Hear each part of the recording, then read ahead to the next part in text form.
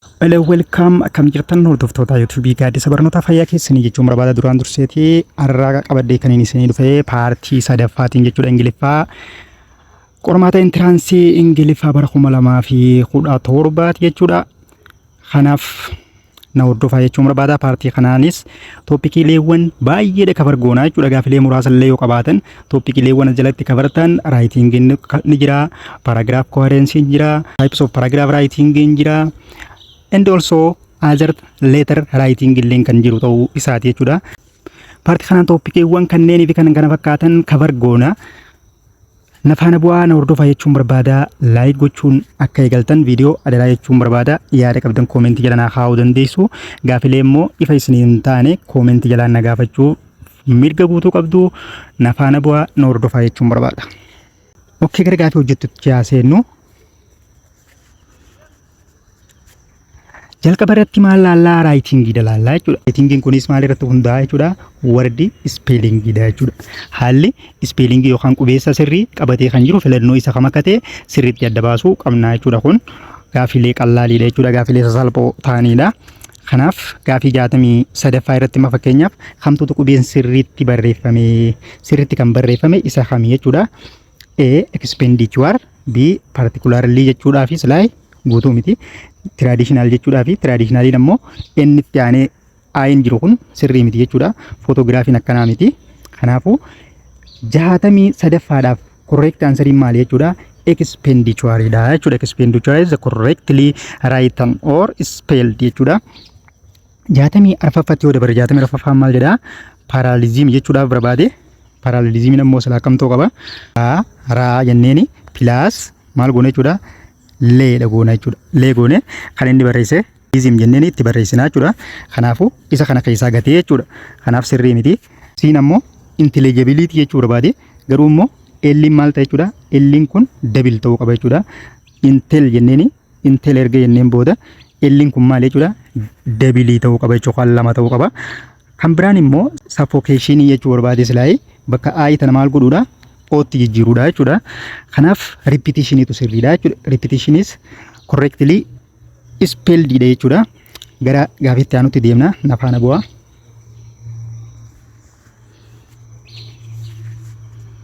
Okay, ammallee toopikiin biraa kan jiru maali?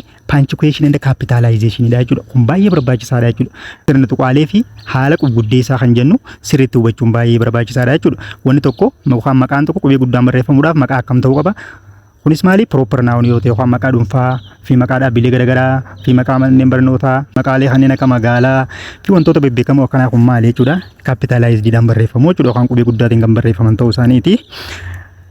Haala kanaaf sirna tuqaalee iddoo itti galan irratti hundaa'uudhaan gaafileen muraasnis kan jiran ta'uu isaati. Kanarraa gaafii 65 hanga 67 sirna qubguddeessaa fi sirna tuqaaleeti jechuudha gaafii akkasiiti. Kanaafuu gaafii 65ffaan maal jedhaa?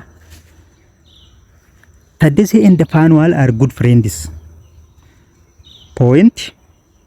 They study their lesson together and help each other. B. Taddasee and Fanuel are good friends. Semicolon. They study their lesson together and help each other. C. Taddasee and Fanuel are good friends, comma. They study their English together and help each other. Dinamo, Taddasee and Fanuel are good friends without comma. They study their lesson together and help each other. At the end is exclamation mark dha. Kanaafuu capitalized fi punctuation sirrii qabatee kan jiru isa kam jechuudha. Isaan kun maali? Separated ta'uu qabu jechuudha. Maaliif independent close yookaan ciroo if danda'aadha isaan lamaaniitu. Kanaafuu maali? Separately barreeffamuu qabu jechuudha. Himni tokko erga xumurame booda maaliin xumurama jechuudha? Tuqaadhaan kan xumuramu ta'uu isaati. Kanaafuu haga asii hima tokko waan ta'eef tuqaadhaan erga xumuree booda the other sentences started by what? Capitalized dha. Kun beekamaadha waan ta'eef qubeen jalqabaa qubguddeessaan jalqabuu waan qabuuf tiinsan maal ta'e jechuudha? Tiinsan capitalized ta'uun isaa dirqama jechuudha. Kun akka nama hima sentences lammaffaa ijaaruutti jiruuti jechuudha. Kanaafuu they study their lesson together and help each other kan jedhus maali? hima if danda'e yookaan independent clause dha jechuudha. Kanaaf at the end maal qabaachuu qaba? Tuqaa qabaachuu qaba jechuudha. Kunis tuqaa ulaagaa tuqaallee guutee jira jechuudha. Kanaafuu isa correct answer is A taha. Fakkeenyaaf tuqaa takkitti tan qofarraa dhiisuudhaan deebiin kun akka sirriin taane gochuu danda'a waan ta'eef itti qaqqabanii ilaaluu barbaada jechuudha. Sirna tuqaalee hunda dhumarratti tuqaani qabamoo hin qabu. Koomaan bakka silaa barbaachisu galtee moo hin galle, endaan bakka silaa barbaachisu galtee moo hin galle, maqaaleen qubee guddaan barreeffamuu qaban qubee guddaan barreeffamanii jirammoo kan jedhu wantoota hedduu gamaggamuutu nu barbaachisa jechuudha. Paartii kana hojjechuudhaaf gara gaafiitti aanutti deemna. Nafaana bu'aan hordofaa jechuun barbaada. Gaafii 66 maal jedha? Ethiopia's rich country endowed with many natural resource point. In addition, without comma, it has many diversified culture and very friendly people. At the end, point in qaba. Ethiopia's rich country endowed with many natural resources. Point. In addition, comma, it has many diversified culture and very friendly people. See, Ethiopia's rich country endowed with many natural resources. Point. In addition, without comma, it has many diversified culture and very friendly people. D. Ethiopia is a rich country endowed with many natural resources, comma, point.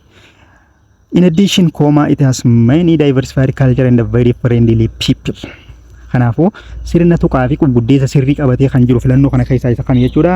D dha jechuudha. Maaliif Ethiopia is a rich country endowed with many natural resources hangi joos maali?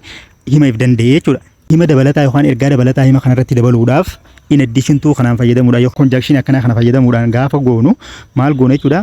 Maaliin follow ta'uu qaba dirqama koomaadhaan follow ta'uu qaba jechuudha. Kanaafuu in addition maaliin follow ta'uu qaba? Koomaadhaan follow ta'uu qaba. And it has many diversified culture and very friendly people. Dhumarrattis maal qaba jechuudha? Tuqaa qaba jechuudha. Fakkeenyaaf yoo fudhattan isiin biirra jirtu tadaarra jirtu wajjin baay'ee wal fakkaatti jechuudha. Maal qofaan garaagarummaa qabdi? Asitti pointiin qabdu jechuudha. Kanaaf ended by what? Point ta'uu qaba jechuudha. Himni tokko ergaa guutuu dabarsuudhaaf yookaan hima guutuu ta'uudhaaf jechuudha. Kanaafuu the correct answer is D taha. Gara gaafii 67 yoo ceene gaafii 67ffaan maal jedha? En hello Kenyan National Hotel, can I help you? Hello Kenyan National Hotel. Kana sirna tuqaalee ijaan laaluudhaaf barbaachisaa jechuudha. Kanaafuu correct answer kan ta'e kami jechuudha? Isa darra jiru jechuudha. Maaliif yoo jettan hello erga jenne booda wanta tokko dubbachuudhaaf yookaan ergaa tokko dabarsuudhaaf himicha ta'anii dhufurraa koomaadhaan adda ba'uu qaba jechuudha. Hello kan jedhu. And also Kenya illee jalqabuu qaba jechuudha. Capitalized eegaluu qaba. Hoteela guddaa biyya Keeniyaati jechuudha. Hoteelli guddaan biyya Keeniyaa kun maali? Maqaalee bebbeekamoodha jechuudha. Akkuma maqaa proper noun isa maaliin barreeffamu qaba jechuudha. Capitalized dhaan eegaluu qaba jechuudha. Jidduu jiraatus, jalqabarra dhufuus, walakkaa dhufuus kun rakkoo tokko illee hin qabu jechuudha. Bakka fedhe yoo dhufe capitalized letteriidhaan started ta'uu qaba jechuudha. Kanaaf National Hotel kan jedhu sirriidha. Hundinuu capitalized dhaan barreeffamee jira. And also hoteela guddaa biyya Keeniyaa kan jedhu kun akka nama raajeeffachuuti jechuudha. Akka waan raajeeffachuu tokko waan ta'eef maaliin goolabama jechuudha? Mallattoo raajeeffannoo qabaachuu qaba jechuudha. Kanaaf the correct answer is D taha.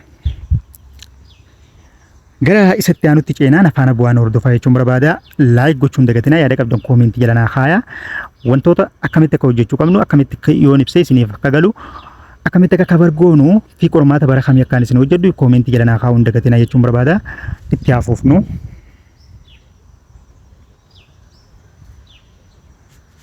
Itti aanee kan jiru immoo jaampildi wardiidha jechuudha. Jechoota wal keessa facaasanii maal godha? Ati akka ergaa dabarsuu danda'utti barreessuu danda'u qabda jechuudha. Isa kana keessatti maal beekuu qabda? Tokko hima structure isaa beekuu qabda jechuudha. Subject plus verb plus kan objectii akkaataatti galchitu yoo fakkeenyaaf wal qabsiiftuun jiraate wal qabsiiftuu akkamitti akkatti galchitu hunda beekuu si barbaachisaa jechuudha. Isaan ammallee maal beekuu si barbaachisa jechuudha? Orderiiwwan adverbiidhaa beekuun baay'ee barbaachisaadha jechuudha. Adverbiiwwan adverbii manner, adverbii or place, adverbies of time warreen akkasii jaamasan haalli isaan itti dhufan maal jechuudha? MPT dha jechuudha. MPT dhaan dhufa jechuudha. Akkana jechuun maal jechuudha? Adverbies of manneriin haala gochi tokko itti raawwate kan ibsu maali? Yoo adverbiiwwan kan sadii wal faana dhufan jalqaba dhufa jechuudha.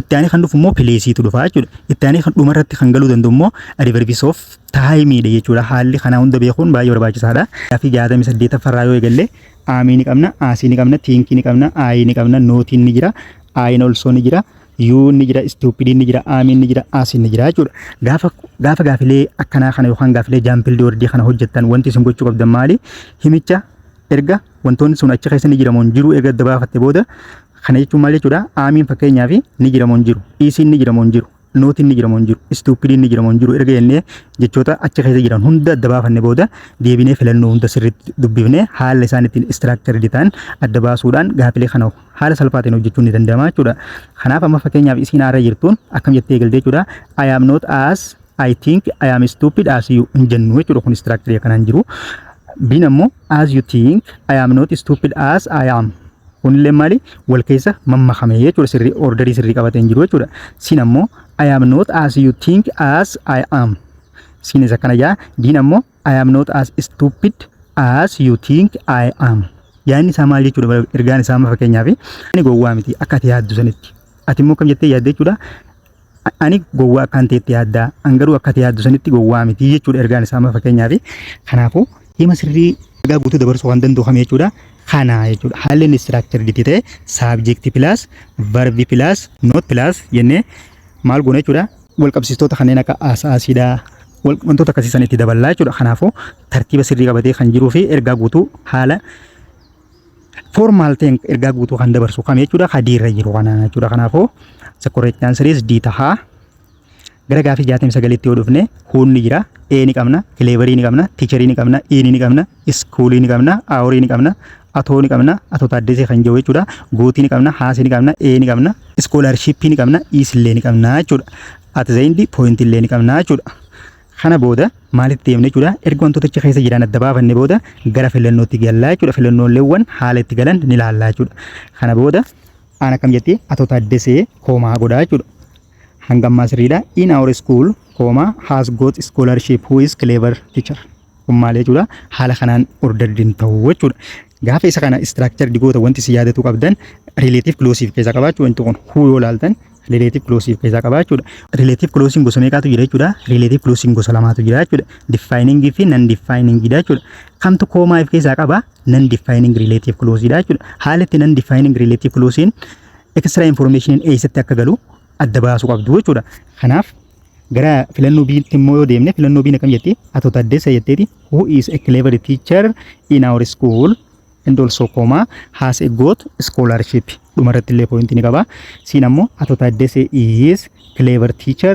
in school who has got our scholarship jamu jechuun kun atoo taddeessa has got scholarship who is clever teacher in our school siin deebii taatu maali tabaarra jirtu tanaa jechuudha maaliif deebii taati yoo jenne fakkeenyaaf mana barnootaa kana keessa barsiisota hedduutu jira garuu barsiisaan experience ta'e yookaan barsiisaan dandeettii qabu eenyu jechuudha atoo taaddasaa kana jechuudha ammoo barsiisaan mana barnootaa keenya keessatti barsiisaa cleverii ta'e yookaan barsiisaa adda duree ta'e yookaan barsiisaa qaxalee ta'e kun kan jedhu kun maali extra information dha jechuudha relative clause keessaa kam jechuudha non defining relative clause dha jechuudha maaliif koomaa keessaa qaba jechuudha hangi kun maali extra information dha jechuudha ergaan main ta'e yookaan ergaan barbaachisu kam jechuudha as keessatti wanti important ta'e atoo taaddesee has got scholarship dha jechuudha haganumaa jechuudha hangi barbaachisu garuu hangi jidduu kun maali extra information dha dabalaa jechuudha waa'ee atoo taaddesaa kana dabalataan ammallee information biraa kana jechuudha kanaafuu the correct answer is B taha gara gaafii itti aanutti deemnaan naaf haana bu'aa jechuun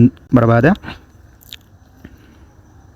gaafii 70ffaan ammoo kunis maali jaampil dooredduma jechuudha e ni qabna z ni qabna saayinsii ni qabna laaboraatoorii ni qabna tiicharii qabna indaas numa jira studentis ni qabna boozii ni qabna tugeezarii ni qabna working ni qabna inda aarii ni qabna wantoota achi keessa qabnu erga adda baafanne booda maaliif wantoota achi keessatti qabnu adda baafachuu wanti nu barbaachisu maali fakkeenyaaf filannoowwan sirriitti structure ta'anii garuu ammoo jechoota nuti achi keessatti qabnu yookaan adverbii nuti achi keessatti qabnu keessa tokko keessaa dhiisuu danda'an jechuudha kanaafuu keessaa dhiisuunis waan hin danda'amneef wantoota achitti qabnu mara isaa fayyadamuu qabna jechuudha kanaafuu sirriitti dura wantoota achi qabnu adda baafatuun baay'ee barbaachisaadha jechuudha kana booda gara filannootti deemnee haala inni itti structure ta'e irratti hundoofne deebii sirriitti filanna jechuudha ena kam jaa the students and the teacher together are both working in science laboratory kun haalli inni itti structure ta'e sirrii miti jechuudha the students are working and both teacher together in science laboratory akkana jedhamu jechuudha both in science laboratory are working together the teacher and the student jamu jechuudha. Both the teacher and the students are working together in science laboratory dha jechuudha. Kanaafuu deebii sirrii qabatee kan jiru maal jechuudha? Kadaarra jiru jechuudha. Both the teacher and the students are dhaan follow goonee jira working together in where? In science laboratory jechuudha. Ammas keessatti fakkeenyaa fi adverboonni ni jira jechuudha. Adverboota akkamtu jiru jechuudha. Adverbii haalli isaan itti hojjetan maali? Waliin hojjetan jechuudha. Working together maali? Adverbii of manner ta'uu danda'a jechuudha. Haala wanti tokko itti raawwatu yookaan gochi tokko itti hojjetamu waan ta'eef ammoo itti aanee kan jiru yoo ilaaltan saayinsii laaboraatoorii maali? Pileesiidha jechuudha. Adverbii of pileesiidha. Kana hundaan beekuudhaan deebii sirriitti argachuu ni dandeessu jechuudha. Karaa biraatiin ammoo haala himni tokko itti structure ta'u kamtu kam dura dhufuu qaba kan jiru fi haala itti wal qabsiiftuuwwan itti fayyadamnu sirriitti adda baafnaan jaambildi wardii kweessinii maaliif haala salphaatiin deebisuu ni dandeessu jechuudha. Kanaaf the correct answer is D ta'a. Kanaaf gara isatti aanutti deemnaan afaan bu'aa viidiyoo laayik gochuun dagatinaa yaada qabdan koomentii jala naa kaayaa hiriyoota keessaniif sheer gochuun na jajjabeessaa jechuun barbaada.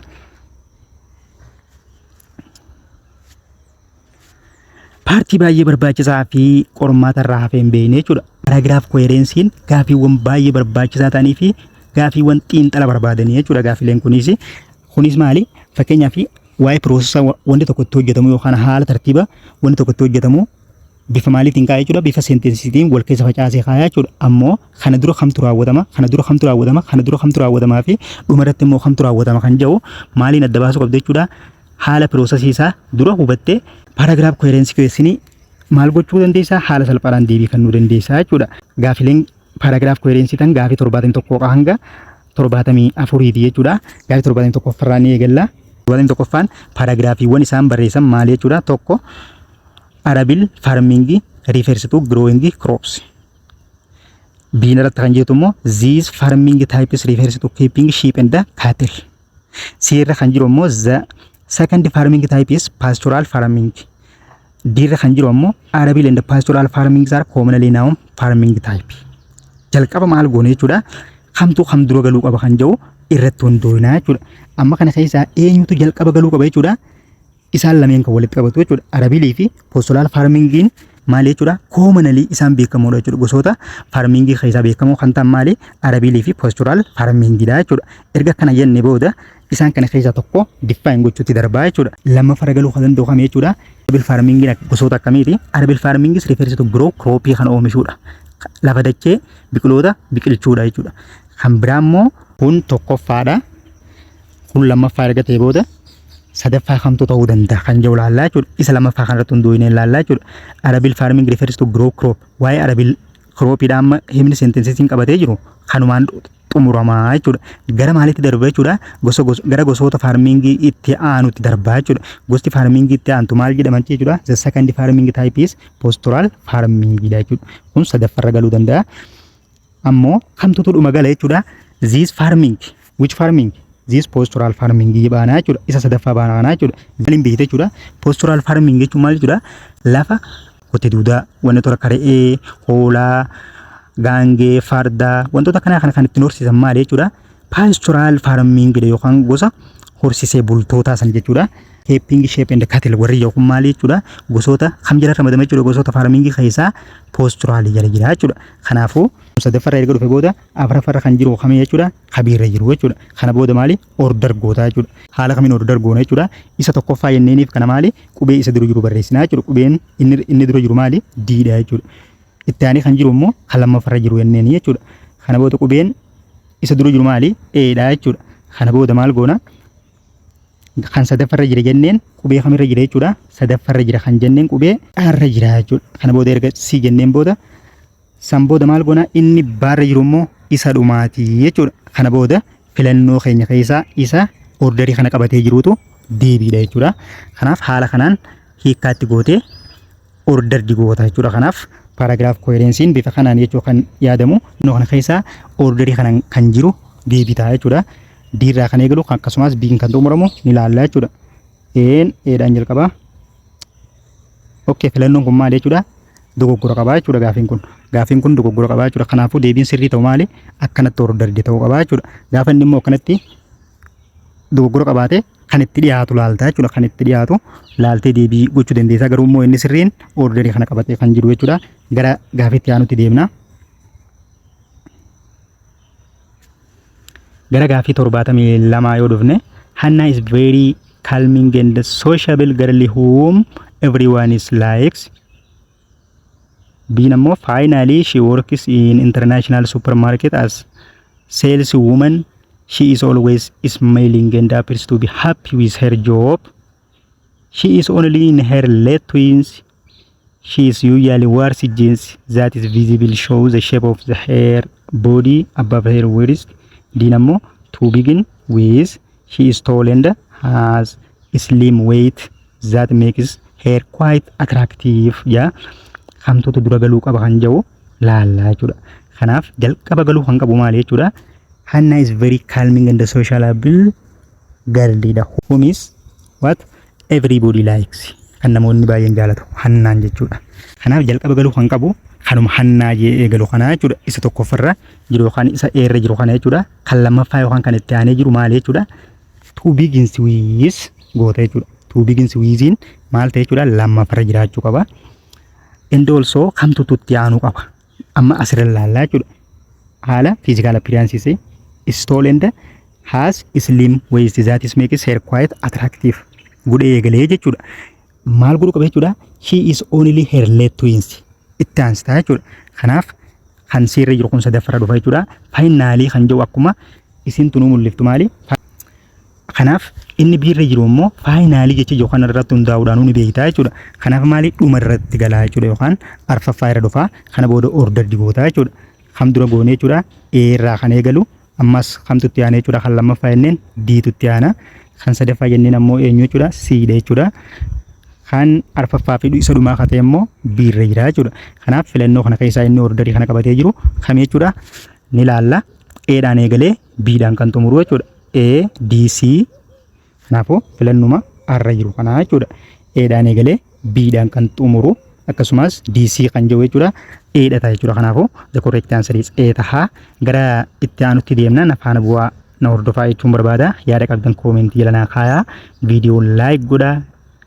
Hiriyoota keessanii billee sheer godhaa. Teelegiraama guruupii keessanii yookaan kilaasii keessanii irratti sheer osoo naaf godhanii na gargaartanii baay'ee natti tola jechuun barbaada. Gara gaaffii 73 yoo dhufne,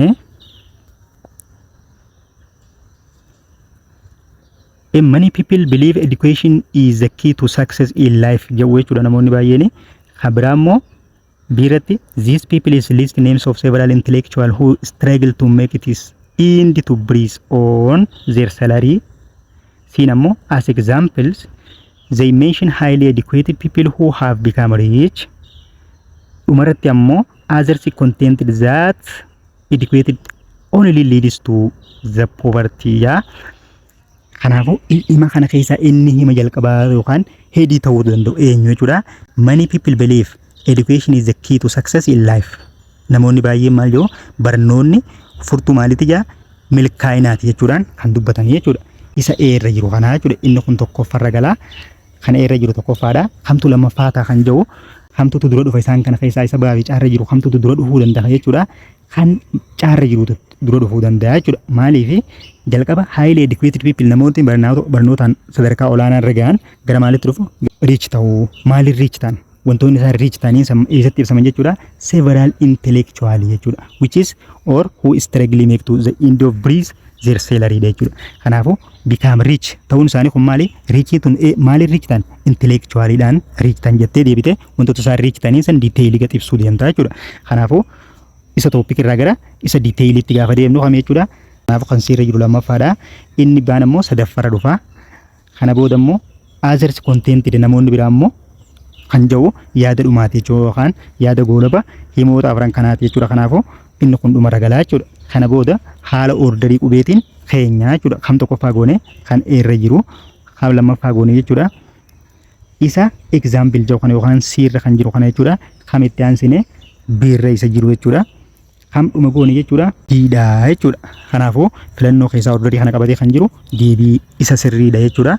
Eedhaan eegalee diidhaan xumura akkasumas si biidhaa fi siidha wal jijjiire nuti immoo siin kan lammaffaarra galuu barbaadna.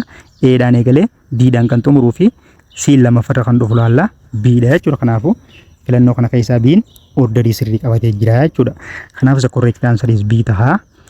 Gara gaafii isatti aanutti yoo deemne A irratti akkam jedhuni 3 of their children are girl. B nammoo his wife Wayzero Mulu is younger than him by 2 years. C nammoo Atolamma and Wayzero Mulu have 4 children. D nammoo Atolamma is 30 years old person in my community. Inni daarra jiru kun tokko farda dhufaa jechuudha. Maalirraan beekna jechuudha. Fakkeenyaaf kabarra jirtu yoo ilaaltan his wife Wayzero Mulu is jechuudha. Asittis maal ibsee umrii eenyutu ibse? Atolammaa ibseeti jira. Kana booda immoo umrii haadha mana isaa ibse jechuudha. Haadha mana isaa Wayzeroon ammoo his wife kan jedhu lammaffaa ta'a jechuudha. Haati mana isaa addee Muluun ammoo maali jechuudha? Waggaa 2 qofaan isarra xiqqoodha yookaan isarra yaangariidha jechuudha. Kana booda maal goote jechuudha? Isaan Atolammaa and Wayzero Mulu have 4 children. Dura maal goote jechuudha? Atolammaa fi Wayzeroon maal jechuudha? Ijoolleewwan 4 qabu jennaan jechuudha. Afran keessaa diiteeyilii keessa gad deemnaa jechuudha. Afran keessaa 3 akkana 2 akkana. Afran keessaa namni 2 barattoota namni 2 maali? Diiteeyilii keessa gad deemaa deemna jechuudha. Kanaafuu hamtuututti sadaffaa ta'e jechuudha. Atolammaa fi Muluun meeqa qaban ijoollee 4 qabu. Afran san keessaa immoo jennee diiteeyilii gaafa ijoollee isaanii tana haala hojii isaanii yookaan haala kaaraakterii isaanii yookaan haala umurii isaaniitiin himnu diiteeyilii keessa gad deemaa deemna waan ta'eef itti aanaa jechuudha. Kanaafuu 3 of their children isaan kana keessaa immoo 3 maali jechuudha? 3 dubartoota jenneeni haala kanaan ibsinaa jechuudha. Kana booda lakkoofsa orderiin keenya qubeedhaan order godhuudha. Kan tokkoffaa goonee jechuudha diidhaa jechuudha. Kadiidhaan eegalu filannoo keessaa akkasumas kan lammaffaan isaa eenyu ta'e jechuudha? B ta'e jechuudha. DB sadaffaan eenyu kan ta'e jechuudha? C ta'e arfaffaa fi isa dhumaa ta'uu danda'u immoo isa A irra jiru jechuudha. Kana booda filannoo kana keessaa inni orderii kana qabate DB isa sirriidha jechuudha. Ni laalla. Diidhaan eegalee Eedhaan kan xumuru jechuudha. B irra jira jechuudha. Kunis B irra jira. Diidhaan eegala Eedhaan xumura. Akkasumas immoo D lammaffaadha C sadaffaa galaa jechuudha. Kanaafuu the correct answer is B taha. Gara gaafiitti aanutti deemnaa nafaana bu'aa. Yaada qabdan koomentii jedhanaa haa jechuun barbaada.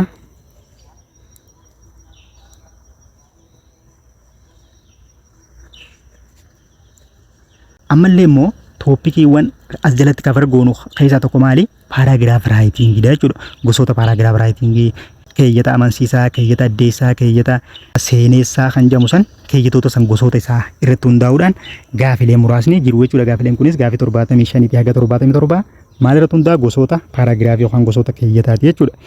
Paragraph in barreeffame kun maal jedha? First of all, the death penalty should be only resorted to killing people and the spend of rest their lives in jail. Moreover, if the death penalty committed against them would like to take yookaan akkuma isaa kanatti maal ta'e jechuudha? Deesta. Maal jechuudha? Sodaachisuu, doorsisuu wantoota akkanaa kana kan keessaa qabu maal jechuudha? Wantoota akka should be dha, must be akkas ta'uu qaba. Wantoonni kana kan keessaa qaban keeyyatoota keessaa keeyyata kamiiti? Keeyyatoota amansiisaa warra jennuu san jechuudha. Amansiisuudhaaf yaada jechuudha laal. Should be kan jiru asirraan ilaalta. And also death penalty kan jiru moreover wantoota akkanaa kana hunda maali? Amansiisuudhaaf maal godha jechuudha? Ragaatti dhidhiyeessa. Namoota san maal godha jechuudha? Ni doorsisa, ni sodaachisa. Akka inni waan san dalagu dirqisiisa jechuudha. Gochoonni akkanaa kun yookaan gosoota paaraagiraafii akkanaa kana maal jechuudha? Paaraagiraafii keessaa amansiisaa kan jennuun sanii jechuudha. Akkasumas keeyyanni ammallee hafee jira review on criminal kunilleen hintii bareedaadha jechuudha. This makes choice in society kunis maali? Hintiidha jechuudha. Gosoota paaraagiraafii kana asii olitti dubbifne kana gosoota paaraagiraafii keessaa kamii jechuudha. Akkuma jenne paaraagiraafii kamiiti jechuudha. Gosoota paaraagiraafii keessaa amansiisaa haa ta'e jechuudha. Amansiisuudhaaf kan fayyadamu jechuudha. Gochoota amansiisuudhaaf kan fayyadu jechuudha. Ragaalee kana guuree wantoonni tokko dirqama akkas ta'uu qaba. Wantoota nama sodaachisan ajjeechaa ati akkuma isaa sanii duuta. Yoo fakkeenyaaf wantoota akkasii godhuu baatte akkuma isaa saniitti kan adabamtu ta'uu isaati. Wantoota hanganaa kan kafaltu ta'uu isaati. Wantoota kanaan kan nama doorsisuu fi sodaachisuu fi amansiisuuf kan yaalu keeyyata kamii jechuudha. Keeyyata amansiisaa yookaan argumentaatiif paaraagiraafiidha jechuudha. Gara gaafii 76 yoo dhufne digestion is begins in the mouth. This is called mechanical digestion as there is no any kind of chemical involved in this process. It is simply as the saliva is broken down into smaller pieces and the food is swallowed. The other types of digestion is chemical digestion. It is in the stomach that is digestion takes place. This paragraph is most likely taken from what? Gosoota paragraphii kamirraa fudhatame jechuudha. Kan jennu kuni expository dha jechuudha. Inni kun maal jechuudha? Haala scientific process. Fakkeenya wantuma sirrii jechuudha. Wantoota iddoo hundatti sirrii ta'e ittiin himnu maal jechuudha? Keeyyata addeessaadha jechuudha. Ni addeessaa jechuudha. Fakkeenyaaf tokko barnoota barachuudhaaf jalqaba qubee barachuu qaba. Itti aansee immoo haala sagalee qindeessuu danda'u qaba. Wantoonni akkanatti tartiibaan akkanatti himaman kun maali? Piroosesaan isa sirrii kun jechuudha. Maal ta'e jechuudha? Keeyyata addeessaa jedhama jechuudha. Keeyyatni addeessaan immoo expository paragraafiidha jechuudha. Gosoota keeyyataa keessaa expositoryidha jechuudha. Argumentaatiifiin akkuma reefu jennee amansiisaadha. Descriptiifiin immoo describeidha. Physical appearance nama tokko, fakkeenyaaf behavior nama tokko, personal trait nama tokko, namni kun akkana miira gammachuu qaba maal ta'a jenne immeejii sammuu namaa keessatti uumuu kan danda'u san immoo maali descriptive jennaan jechuudha. San garuu immoo piroosesa isa sirrii haala piroosesa wanni tokko itti hojjetamu scientifically proved kan ta'e jechuudha. Yookaan waa'ee isaa kan addeessu kun maal jedhama jechuudha? Keeyyata addeessaa yookaan expository dha jechuudha. Yookaan explanation paragraph jechuudha. Explain godha jechuudha. Kan immoo describe godha jechuudha. Fakkeenyaaf nama tokko yaada keebilee isaan ibsadhu jedhanii jechuudha. Opinion jechuudha. Waan akka opinionidha, behavioridha, personal trait wantoota akkasiisan maaliin ibsama jechuudha. Garuu wantoonni akkasiisan maal ta'a? Describe ta'a moo explain ta'a? Describe ta'a jechuudha. Kanaaf yaada kee ibsadhu jennaan malee yaada kee addeessin jennuun jechuudha namaan. Inni kun expositoryidha yookaan explainidha jechuudha. Explain the process or scientifically proved process of something by what? Expository paragraph jechuudha. Kanaaf the correct answer is C ta'a. Gara gaafiitti aanutti deemna. Like gochuun dagatina. Gaafiin itti aanu immoo Hayden is in her late twins. She is a medium of height. She has an average weight that is fit her height. She is respected people. She is very polite and friendly. From which of the following paragraph writing type is above sentences most likely yookaan isarraa fudhatame jechuudha. Kan jennu kuni adjectiveewwan kanneen akka maqibsa jechuudha. Gosoota maqibsaa dheeraa, gabaabaa, furdaa, maalii, bareedaa, diimtuu, amala gabee, amala qabeettii wantoota akkanaa kun maali personal traitidha jechuudha. Kanaafuu wantoota akkanaa kana kan ibsu immoo maali descriptive paragraphidha jechuudha. Akkuma reefu tana jenne gosoota paragraphii keessaa kam jechuudha descriptiveidha jechuudha. Intiiwwan akkamitti beekte jechuudha. Adjectiveewwan kanneen akka heeyitiidha, weeyitiidha, beautiful personi, namni kun nama friendlyidha yookaan nama respectful ta'e yookaan nama kabajaa qabu tokko jennee wantoota akkanaa kana personal trait akkanaa kana gaafa himnu immoo maal godhaa jira jechuudha. Ibsaa jirra moo addeessaa jirra jechuudha. Gizee kana ibsaa jirra jamaa jechuudha. Waa'ee nama tokko fudhannee behavior isaa, character isaa, physical appearance isaa ibsaa jirra malee addeessuutti hin jiru jechuudha. Kan addeeffamu maali? Wantoota scientifically proved ta'anii fi generally true ta'an jechuudha. Akka addunyaatti yookaan namoota hunda biratti wal fakkaataa kan ta'etu maal ta'a jechuudha. Addeeffama malee wantoonni behavior nama dhuunfaa mul'isan immoo maal ta'a? Describe yookaan ni ibsama jechuudha. Kanaafuu gosoota keeyyataa keessaa kam jechuudha? Keeyyata ibsaa kan jennuun sanii jechuudha. Gara gaafiitti aanutti deemna.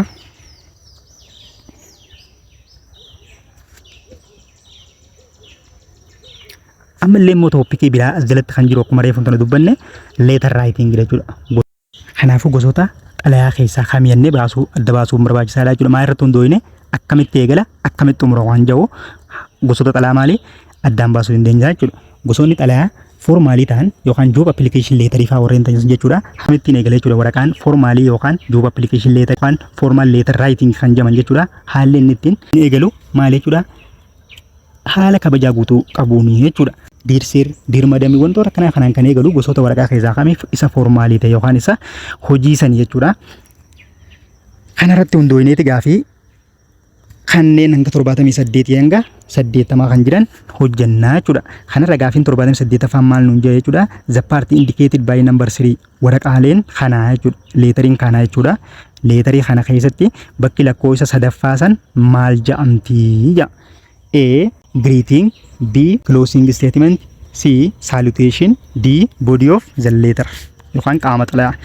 Akkuma beekamu waraqaa formaalii ta'e irratti jechuudha. Bakki seensaa yookaan diirsir, dirmadamu wantoonni jansan maal jedhamanii salutation jedhamanii yaamamanii jechuudha. Akka seensatti kan lakkaa'aman san jechuudha. Ammoo itti aanee kan jiru maal jechuudha? Jidduu kanatti warreen paaragiraafiiwwan gurguddoo qabatanii jiran kun immoo maali qaama xalayaa yookaan body of letter kan jedhamu san jechuudha. Gara xumuraa kana irratti kan jiran ammoo fuulduratti yeroo akkanaa wal garraa wantoota akkanaa kan ittiin ibsinu maali gara xumuratti finne jechuudha waraqaa kana. Kanaafuu lakkoofsi sadii maal ibsa jechuudha xumura ibsa jechuudha. Xumura jechuun maal jechuudha closing statement dha jechuudha. Kana hima goolabaa waraqaa kanaati yookaan gosoota xalayaa formaalii kanaati jechuudha. Gaafiin immoo 79 maal jaa the part indicated by number 2 paartiiwwan lakkoofsa lamaan ibsaman akkuma reefu jenne qaama xalayaa jedhama jechuudha. Kanaafuu A greeting, B closing statement, C salutation, D body of letter dha jechuudha. Kanaafuu maali correct answer is body of letter jedhama jechuudha. Lakkoofsa lama body of letter bakka bu'a jechuudha. Kan qaama xalayaati jechuudha. Gaafiin 80ffaan immoo maali the part indicated by number 1 lakkoofsa tokkoon kan eegalu kun maal jedhama salutation jedhama jechuudha. Akkuma reefu tana jenne salutation dha jechuudha. Asumaan gosoota xalayaa informal ta'e fakkeenyaaf baratti aanu informal fiduu danda'a waan ta'eef informalis beekuun barbaachisaadha waan ta'eef osooma fakkeenyaaf bakka tana irratti haay caalaa jee kan eegalu ta'e gosoota xalayaa keessaa informalisii tasan kan ibsu ta'ee fi isiin haay caalaa jettu maal jechuudha. Bakka taaniif salutation jenne tana maal jennaaf isii fi greeting jennaan jechuudha. Hello my friends, hello my caalaa, hello my family, hello my maal jenneeni wantoonni akkasiisan kan dubbannu san maal jechuudha. Isa saniif maal jedhama informal letteriidhaaf greeting jedhama. Ammoo idduma sanitti dear sir, dear madam wantoonni jedhaman yookaan formal letteriidhaaf maal jennaan jechuudha maqaa isii salutation jennaan jechuudha. Greeting is used for informal letter while salutation is used for what? Formal letter yookaan job letter jechuudha. Kanaaf galatoomaa jechuun barbaada. Paartii itti aanu yookaan gaafii 80 irraa qabee haga gaafii 100 kan jiran jechuudha. Paartii itti aanuun yeroo gabaabaa keessatti isiniif hojjedha. Nagaan na jiraadha. Thank you.